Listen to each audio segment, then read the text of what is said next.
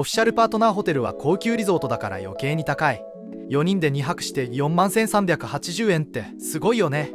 もしジャングリア渋滞の長引いてたらオープン時間に間に合わないよ。低評価コメントにも目を通しました。こりゃみんな並んでも食べたいわけだ。宿を6つ価格調査しました。はいさい、沖縄で暮らして25年、眼中パパです。相方です。今夏にオープンする沖縄初テーマパークジャングリア、そりゃ遊びに行ってみたいし、公式のオフィシャルパートナーホテルにも泊まってみたい。だけど夏休みって普通に旅行料金値上がりするのに、オフィシャルパートナーホテルは高級リゾートだから余計に高い。なんとか安くジャングリアを楽しみたい。加えて渋滞も嫌だしというそこのあなたに向けた動画になります。私の出した結論から言いましょう。元部ゆっくりなリゾートステイジャングリアオープン予定の7月25日を挟んだ2泊3日のプラン、家族4人で泊まって41,380円。安っ。真夏の沖縄で4人で2泊して41,380円ってすごいよね。びっくりするぐらい安いね。朝ごはんは参加するアクティビティの開始時間に合わせて臨機応変に、晩ご飯は元部の町で居酒屋、ステーキ、焼肉というプランに決定。この結論に至るまでに私が調べたあれやこれやを動画内で皆さんとシェアしていきますのでお付き合いください。動画の内容に入る前に宣伝させてください。私はこんな人です。興味のある方は動画を停止させてフリップをご覧ください。このチャンネルの動画を見ていただいている約 90% 以上の人がチャンネル登録していただいていない方だというデータが YouTube より出ております。ジャングリア関連など沖縄情報、また昔の歌のメドレーを動画にしているチャンネルです。ぜひ見終わった後にチャンネル登録、いいねボタンのクリックをよろしくお願いいたします。ものすごく励みになりますので。はい、ところでジャングリアって何なのという方は概要欄に私の過去の動画のリンクを置いておきますので、そちらをご覧になってください。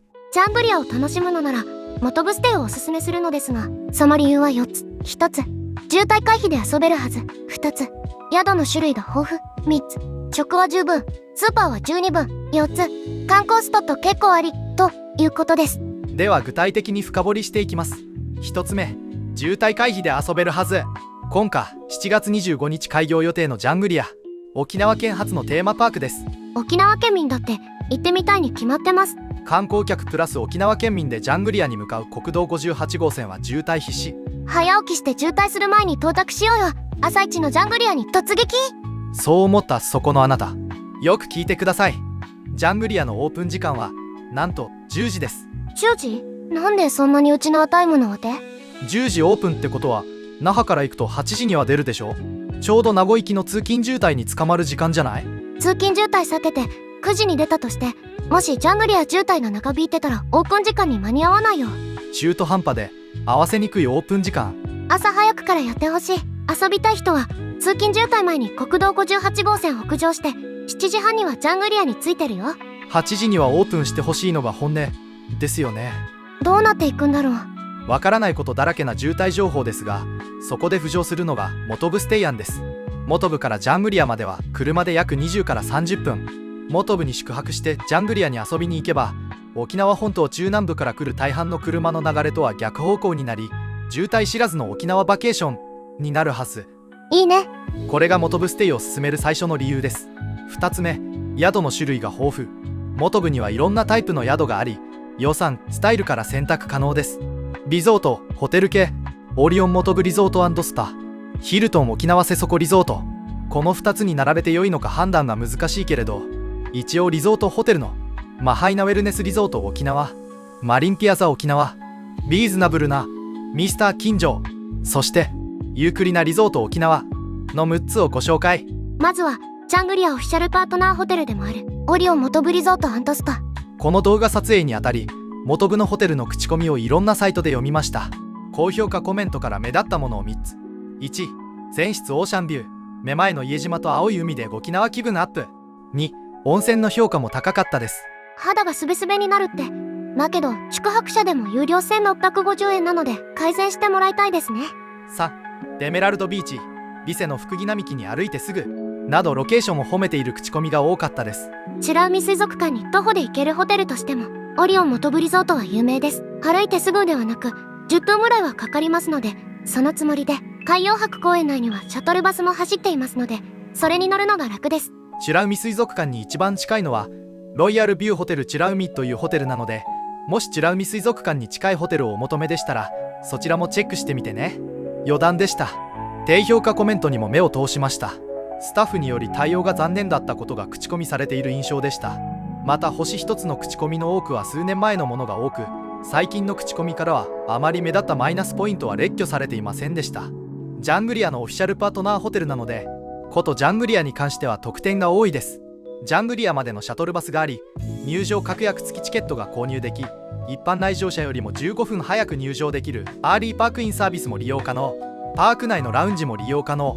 今回はジャングリアオフィシャルパートナーホテルとしてホスピタリティの見せ場到来ですね。期待しましょう。そしてオリオンモトブよりも高級感漂うのはヒルトン沖縄瀬底リゾート。ここの口コミも見てみました。高評価コメントから目立ったものを3つ。1、ロケーション最高。みんな島を望むマリンブルーの沖縄の海が美しい。サンセットも見えるよ。2、スタッフのホスピタリティを褒めている口コミ多し。3、新しいホテルなので部屋や建物が綺麗。低評価コメントから目立ったものを3つ。1、スタッフのホスピタリティに対する低評価コメントもありましたが、比較的ホテルスタート時のものが多かったです。ちなみに2020年7月に開業してます。2、朝食の混雑がすごい。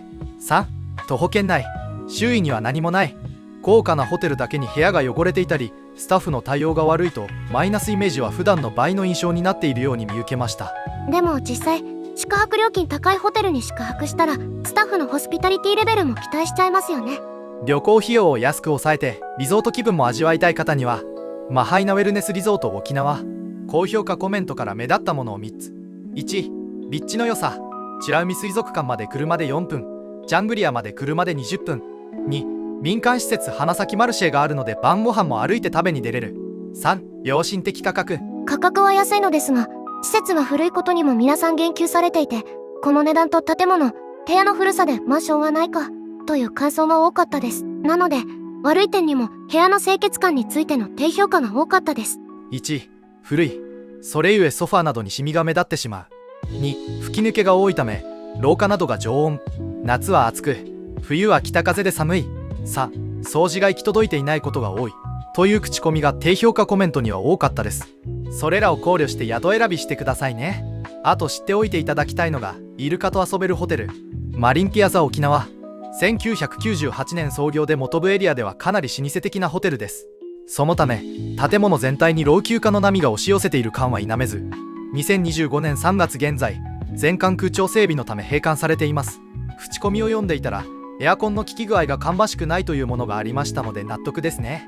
2025年4月10日から営業再開されるので、新しくなった空調でホスピタリティもレベルアップすることでしょう。何よりここの売りは併設されている元部元気村でイルカ体験ができるということ。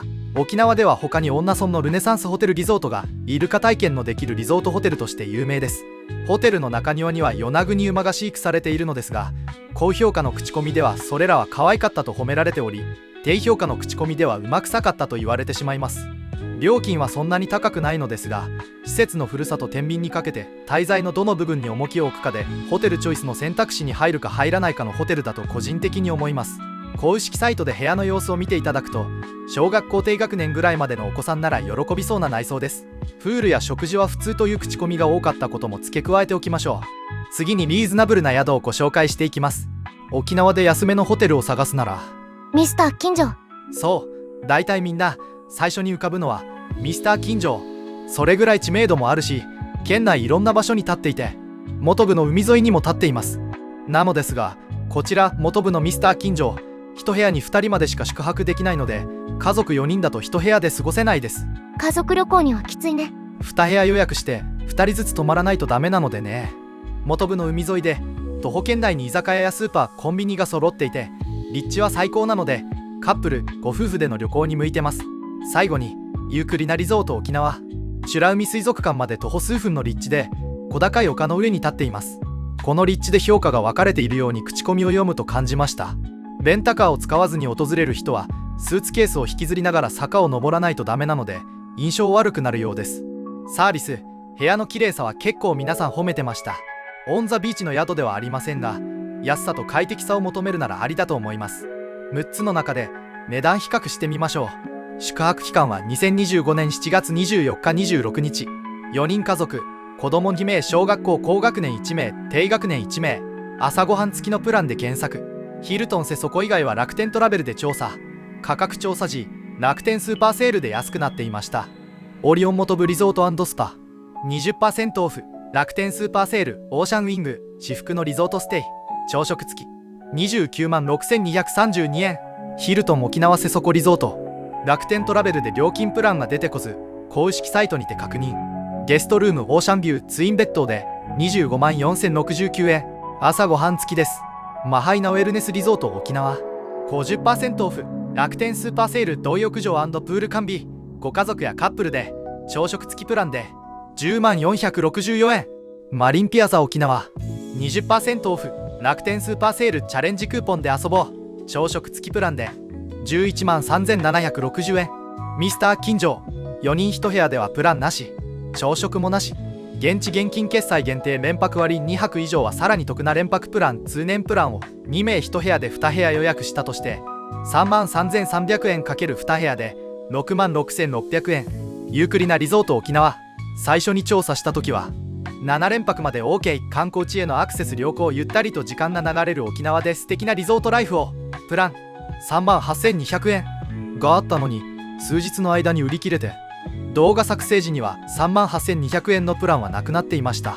スタンダードプラン美ら海水族館まで車で3分、リゾート気分でゆったり楽しむ沖縄旅プランで4万1380円が残っていました。朝ごはんはついていません。やっぱり安いのはどんどんなくなっていくね。だけどグリナリゾートむっちゃ安いな。テンション的な感じですから、そのつもりで検討してくださいね。もう少しゆっくりなリゾートについて教えてよ。コンドミニアムタイプの部屋が3種類、テンションタイプが3棟あります。レストランはないけれど全室キッチン、簡単な調理可能な調理器具や食器類、無料洗濯機、乾燥機、洗濯洗剤完備、浴衣、パジャマがないぐらいであとは揃ってます。リゾートホテル感はないけれど沖縄の別荘に来た感覚で泊まれるのではないでしょうか。大人2名以上の場合は12歳まで無料。大人との添い寝、寝具の追加がない場合のみ対象で宿泊可能なのも嬉しいよね。3つ目、食&スーパー。まずはスーパー。沖縄で有名なスーパー 3A、 金秀、4ビッグがあります。個人的な印象で言うと上から順に商品の質は高いイメージ、料金は下から順に安いイメージです。4ビッグの敷地内には4ドラッグ、ダイソーもあるので元部ステイなら足りないものがあればすぐに買い足せます。ただスーパーなので洋服とかは入手できません。ユニクロなどは名護まで行かないとありません。次に食。沖縄そばなら有名な岸本食堂、11時から17時まで営業。 Google 口コミ評価 4.1。 古くはどっちの料理ショーに沖縄そば代表で出演したこともある老舗で、ファミマからカップ麺化されて販売されたこともあります。元部エリアには2店舗ありますが、私は狭くて古い本店に行かれることをお勧めします。そしてピザ屋で有名なカジホー、11時半から19時まで営業。 Google 口コミ評価 4.5。 沖縄移住当初は何度か行きましたが、昨今は行列のできるピザ屋としてあまりにも有名なので行ってなかったね。この動画を作るにあたり15年ぶりぐらいに行ってみた。噂通りの大行列。でも変わらぬ沖縄家屋の店舗にこの絶景。特に今日は晴れているので素晴らしいね。こりゃみんな並んでも食べたいわけだ。 Google マップに道案内されて青いルートを通ったのですが、途中赤い部分が最高に細くて対向車来たら対向できませんので、譲り合いしながらゆっくり通ってくださいね。そして戸口の港に立っている大盤ブル前、10時から16時まで営業。 Google 口コミ評価 4.3。 海産物料理屋さんで、まさにその名前の通り大盛りのお店です。券売機で食券を購入する前に周囲を見渡して他のお客さんが食べている料理の量を見てから決めましょう。そして私の個人的おすすめナンバー1、日の川食堂、11時から18時半まで営業。 Google 口コミ評価 4.3。 10年前ぐらいまでは元部にダイビングしたお昼ご飯でよくお世話になりました。店舗外観の撮影に訪れたら意外に空いていたので入店して食べてきました。いつも食べていた唐揚げ定食をリピート。パリパリジューシーな唐揚げが絶品。久しぶりに食べてもやっぱりここの唐揚げ定食が一番うまい。以前は650円でしたが860円に値上がりしていました。でも1000円以下でこのボリュームはありがたい。また食べに来たくなる味です。そばもうまいし手作りのチーマミ豆腐も美味しいです。次に夕食ですが、元部は田舎なので閉店時間が早いのがちょっと不便。和食と琉球料理のお店石名具。ランチは11時半から14時、夕食は18時から20時半。 Google 口コミ評価 4.4 ですが、宿も併設していて宿と一緒の評価になっている可能性高し。先ほどと同条件で調べた宿泊料金はキッチン付き素泊まりプランで朝食なし34,800円。ここも安いね。ね、びっくりな料金だよ。詳しく知りたい人は石名具で検索してみてね。おすすめはアグしゃぶしゃぶ。焼肉は本部牧場本部店。ランチは11時半から15時、夕食は17時から22時。食べ放題ではありません。お肉が美味しいと Google 口コミ評価は 4.3 です。ステーキはその近くにある。ステーキマン。11時から21時まで営業。 Google 口コミ評価は 4.3 です。価格はステーキハウス88の方が安かったはず。じゃあ88も紹介しておこう。ステーキハウス88チュラ海店、11時から22時まで営業。 Google 口コミ評価は 3.8 です。3.8。美味しいんだけどな。実は私他の店舗によく行きます。いつも行くのはステーキハウス88ジュニア読谷店。ここは Google 口コミ評価は 4.0 でした。もしかしてジュニアが店名につくとメニューが変わるのかなと思って調べてみたら、いつも食べているジュニアステーキは美ら海店には存在しませんでした。いつも食べているのがこれの 200g1680 円。スープサラダご飯がおかわり自由と元部エリアにはない88ジュニアの特徴を言ってしまった。調べたら88ジュニアの北限は読谷店でした。元部からは遠いです。ごめんなさい。次はラーメン大将、18時から22時まで営業。 Google 口コミ評価は 4.3 です。元部エリアで稀有なラーメン屋さん。沖縄の餃子はニンニク強めが多いです。居酒屋会、夕食は17時から22時。 Google 口コミ評価は 4.3 です。海鮮、沖縄料理美味しいです。沖縄初心者の方にはこういう普通の居酒屋を攻めてほしい。ダイニングラフー、夕食は17時から22時。 Google 口コミ評価は 4.4 です。ジーマミー豆腐の揚げ出し、沖縄イカスミ焼きそばなど沖縄らしいメニューが揃うお店。居酒屋海さんのすぐ近くだから混んでいたらどちらかに入るつもりで行けるのは助かる。予約しといた方がいいですけれどね。そしてマハイナウェルネスリゾート沖縄目の前にある花咲マルシェ、21時までやってるお店が多く入っているのでとても助かる。この中だったら海宝丸さんは個人的におすすめ。ポーク卵おにぎりのポータマも美味しいよ。和牛焼肉専門店ブリブシ、17時半から21時半。 Google 口コミ評価 3.5。 カフェ&ダイニングバーシュルメール、12時から14時、17時から23時。 Google 口コミ評価 4.3。 ポータマ沖縄元部町店、7時から20時。 Google 口コミ評価 4.3。 沖縄食堂琉球、11時から21時。 Google 口コミ評価 3.5。 浜料理海宝丸、11時から15時、17時半から21時。 Google 口コミ評価 4.2。 ヤンバルジェラート花咲マルシェ店、12時から21時。 Google 口コミ評価 4.1。 4つ目、観光スポット意外にあるので列挙してみました。全部で10個&一言解説。1、美ら海水族館。水族館施設外にもイルカショーが無料だったりするので楽しい。2、熱帯ドリームセンター。花や植物に興味がある人は行くと楽しいはず。南国らしい植物がたくさん見れます。私は好き。3、リセのフクギ並木。京都に竹林があるように沖縄にはフクギ並木があるという感じ。木陰を歩いていると風も感じられ夏は涼しいです。4、元部元気村のイルカ。プログラムに参加するのももちろん良いのですが、施設の横に駐車し脇にある木陰でイルカを見ながらお弁当を食べたりするのもありだと思いました。施設内にはウミガメやリクガメも飼育されています。次は海遊びポイント。スノーケリングに最適です。監視員のいないビーチで遊ぶときは全てのリスク管理を自分で行わなければなりません。不安な人はホテルのビーチで泳ぎましょう。ゴンミンナ島、透明度最高。雨が降った後もここなら濁らない。海の家もあるので家族向け。6、ゴリラチョップ。階段から数メートルでサンゴ魚が見れます。お湯のシャワーはありませんがトイレ、水シャワー施設、更衣室などがあり遊びやすい。駐車場は無料です。7、伊勢崎。サンゴと魚が見られます。大潮の干潮時に行くとタイドプールと呼ばれる水たまりがたくさんできていて、その一つ一つに魚が住んでいます。水着がなくても陸からそれを眺めて遊ぶことも可能。満潮時に行くと立派なスノーケリングポイント。ただ潮の流れが速い場合があるので不安な方は一人で泳がないようにしましょう。ビーチ。8、瀬底ビーチ。9、アンチハマー。10、エメラルドビーチ。全部有料もしくは駐車料金がかかるビーチ。になってしまった。もちろん昔は無料で遊べたけれど、時代は変わっていくものだからね、しょうがない。施設、トイレのあるので子供連れでも遊びやすいビーチです。元部の魅力を4つの観点から紹介してきました。まとめます。今回はいろんなホテル、宿を6つ価格調査しました。結果はご覧の通りです。オフィシャルパートナーホテルのオリオン元部は魅力的だけれど、夏休みの一番高い時に無理して泊まらずに、夏でもお得なユークリナリゾートステイを選択し、お金は遊びメインで使うことを計画。リゾートホテルステイは繁忙期を外した沖縄旅行の時に滞在するのは効率的ではないでしょうか。